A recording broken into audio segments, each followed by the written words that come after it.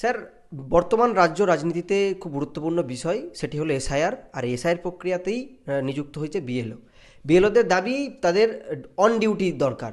আপনি তো দীর্ঘদিন ধরে এই ভোট প্রক্রিয়ার কাজের সঙ্গে যুক্ত ছিলেন, একজন বিএলওর অন ডিউটি দাবি এ কি ন্যায্য? আপনার মতামত কি বলুন? এখানে অন ডিউটি যদি না হয়, এই যে স্পেশাল ইন্টেন্সিভ যে রিভিশন বা যে ভোটার তালিকার আমূল সংশোধন করবে, তাতে তো বাড়ি বাড়ি যেতে হবে। এখানে ম্যাক্সিমামই প্রাইমারি স্কুলের শিক্ষক, মাধ্যমিক স্কুলের শিক্ষক, পঞ্চায়েত বা পৌরসভার যে সকল নিচুতলার কর্মচারী, তাদেরকেই কিন্তু বিএলও করা হয়েছে। আমরা দেখেছি যে সেক্রেটারিয়েট যারা কর্মরত কর্মচারী সমাজ, ডাইরেক্টরেট কর্মচারী সমাজ, তাদেরকে এখান থেকে আপাতত রিলিফ দিয়েছে, তাদের ভোটের কাজে ব্যবহার করবে বলেই আমরা মনে করছি। এখন এই যে বিএলওরা ম্যাক্সিমাম স্কুল শিক্ষক, তাদের কারো সকালেই স্কুল, কাদের দুপুরে স্কুল। তা তারা তো যখন এই বিএলওর ডিউটি পালন করতে যাবে, তখন তো তারা স্কুলে যেতে পারবে না, পড়াশোনায় বিঘ্ন ঘটবে, এটা তো স্বাভাবিক। তাহলে বা স্কুল থেকে যদি বলে দেয়, ডিআই আবার যদি বলে দেয় যে না, তোমরা যদি স্কুল না করো তাহলে তোমরা বেতন পাবে না, তাহলে তারা কোথায় যাবে? আগে এটা তো পরিষ্কার, এটা পরিষ্কার করা উচিত। এটা তো যুক্তিযুক্ত মানে দাবি যে তাদের অন ডিউটি রাখতে হবে, অন ডিউটি রাখতে হবে। এবং যদি শনি রবিবার ছুটির দিনে কাজ করে, তার জন্য আলাদা পয়সা দেবে নির্বাচন কমিশন। এটাই তো নিয়ম। এটা তো আমরা আগেও যারা এই যে ভোটের কাজে নিযুক্ত ছিলাম তারা করেছি। এখন ঘটনাটা হলো, এই যুক্তি গ্রাহ্য যাতে নির্বাচন কমিশন করে, ইমিডিয়েট তাদের মানে পক্ষে ব্যবস্থা নেওয়া উচিত যে তারা অন ডিউটিতেই থাকবে, অর্থাৎ স্কুলে না গেলেও চলবে, করতে হবে, কিছু করার নেই। এটাও তো আমাদের গণতান্ত্রিক পদ্ধতিতে যে নির্বাচন তো একটা মারাত্মক মানে পদ্ধতি। এখানে যদি মানে যারা বিএলও হবে তাদেরও তো দায়িত্ব পালন করতে হবে। আমরা তো সবসময় বলেছি তাদের দায়িত্ব পালন করতে হবে। এখন এই দায়িত্ব পালন করতে গিয়ে দ্বিতীয় যে প্রশ্নটা উঠছে যে সিকিউরিটি, এই সিকিউরিটির কথাটা কিন্তু যেদিন নির্বাচন কমিশনের এসছিল এখানে, তাদের কিন্তু প্রেস যারা উপস্থিত ছিল তারা কিন্তু বলেছে, নির্বাচন কমিশন তখন এক লাইনে একটা উত্তর দিয়েছে যে রাজ্যের সাংবিধানিক দায়িত্বের কথা স্মরণ করিয়ে দিয়েছে, রাজ্যের যে সাংবিধানিক দায়িত্ব সেটার কথা স্মরণ করিয়ে দিয়েছে, আর কিছু বলেনি। অর্থাৎ রাজ্যের সাংবিধানিক দায়িত্ব কি? এই যে বিএলওরা যে কাজে যাবে, তাদের যে সিকিউরিটি, সেটা রাজ্য সরকারকেই বহন করতে হবে। তা সেটা যদি বহন করতে হয়, সেটা যদি আমরা তো এখনো পর্যন্ত সেটা কোনো কিছু দেখতেই পাচ্ছি না। আজকে 1 তারিখ, আমরা তো জানি স্যার এই রাজ্যে আইনের শাসন চলে না, শাসকের আইন চলে, সেটা আপনারা ডিএ মামলার ক্ষেত্রেই দেখেছেন। তাহলে কি এই সাংবিধানিক দায়িত্বের কথা নির্বাচন কমিশন বলে দিয়েছে, এবং সাংবিধানিক দায়িত্বের কথা বলবেই, কারণ ভোটটা তো করে এখানে রাজ্য সরকারই।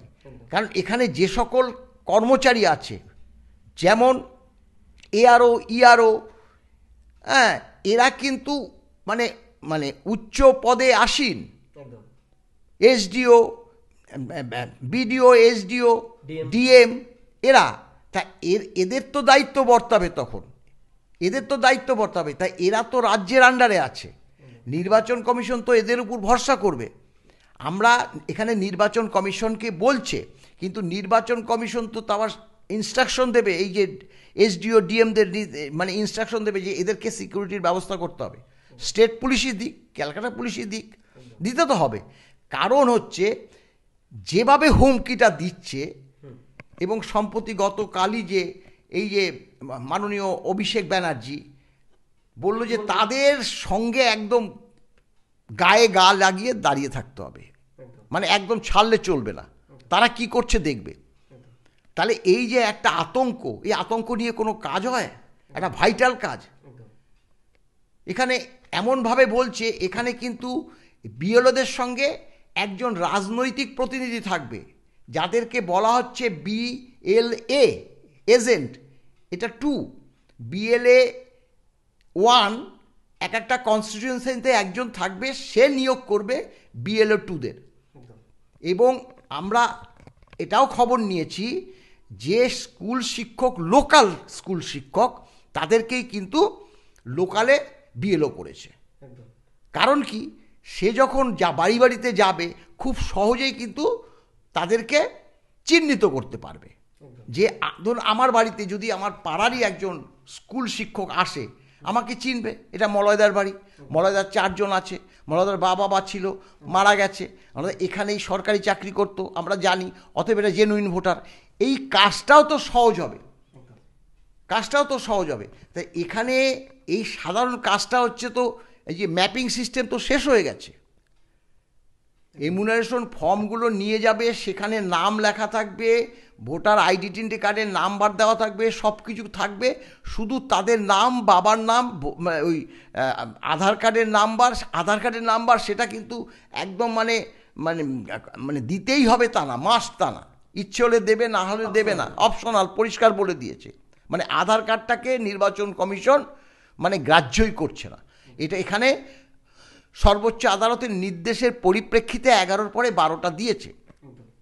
এখন ব্যাপারটা হলো এই সিকিউরিটির ব্যাপারটা, এবং এটা তো শীতকালে তো তাড়াতাড়ি সন্ধ্যা হয়, 4টে 4:30-র মধ্যেই সন্ধ্যা হয়ে যায়, এবং অনেক মহিলাও দেখলাম তারা ট্রেনিং নিচ্ছে, মহিলা শিক্ষিকারা নিচ্ছে, তা তাদের তো সিকিউরিটির একটা প্রয়োজন আছে, কারণ তারা তো বানচাল করতে চাইবে।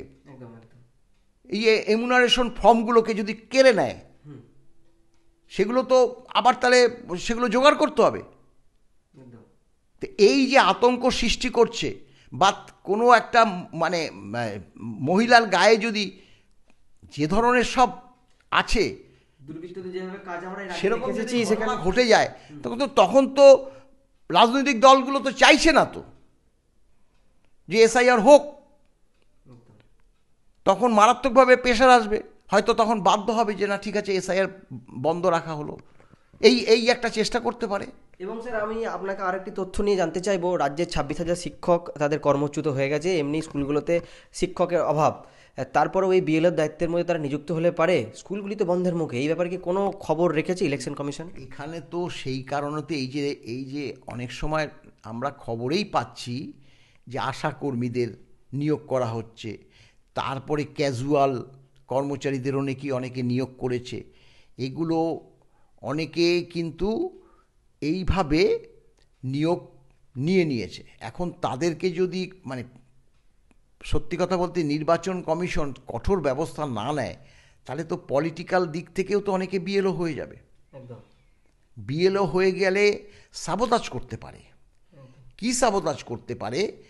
যে দেখা গেল এমন একজন জেনুইন ভোটারকে ফর্মের মধ্যে এমন একটা ব্যবস্থা করে দিল, সেই জেনুইন ভোটারটা ওখানে যখন খসড়াতে উঠলো নেই হয়ে গেল, তখন সেটা নিয়ে রাজনীতি হবে। রাজনীতি যেমন হচ্ছে, আজকে আমার পাড়ায় যদি একজন বয়স্ক মানুষ মারা যায়, অনেক সময় টের পাই না, আর ওখানে এই যে বয়স্ক লোকগুলো সুইসাইড করেছে ঠিকই, অনেকেই তো সুইসাইড করে, কোনো সুইসাইড নিয়ে এত চিৎকার চেঁচামেচি শুনি না, মানে এজেডের কথা বলছি।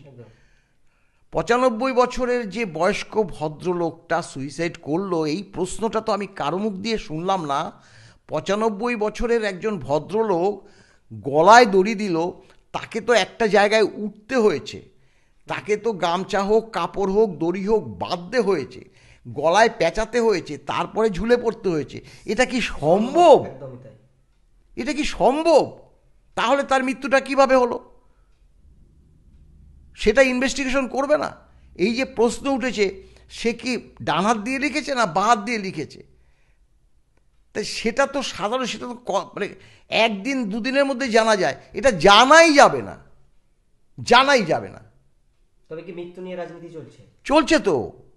এসআইআরটা ভণ্ডুল করার জন্য শাসক দল এটা করে যাচ্ছে। কেন করে যাচ্ছে? তার মূল কারণ, আমরা তো ভোট নিতে যাই, আমরা এই যে এসআইআর হচ্ছে, অনেকের নাম বাদ যাবে, মৃত ভোটার নাম বাদ যাবে, ঠিক আছে। এখন ঘটনাটা হলো 100% ভোট তো কাস্ট হয় না, 70, 75, ম্যাক্সিমাম 80, আরও 20% ভোট তো থাকে, জেনুইন ভোটই থাকে।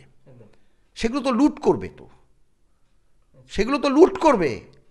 এতদিন তো এই যে প্রক্সি ভোট যদি না থাকে, মৃত ভোট যদি এসআইয়ের ক্ষেত্রে বাদ যায়, জেনুইন ভোটও যদি যা নিতে না আসে, সেটাও কিন্তু লুট হবে।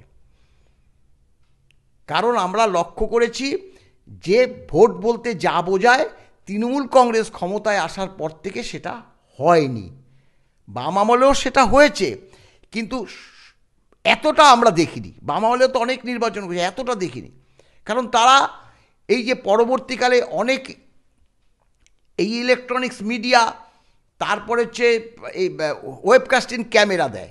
তা ওয়েবকাস্টিং যখন ক্যামেরাগুলো আছে, সেগুলো তো দেখা যাচ্ছে, কিন্তু সেটা কাজ করছে কি না সেটা তো যারা প্রিসাইডিং অফিসার বা পোলিং অফিসার, তাদের তো দেখভালের দায়িত্ব নেই।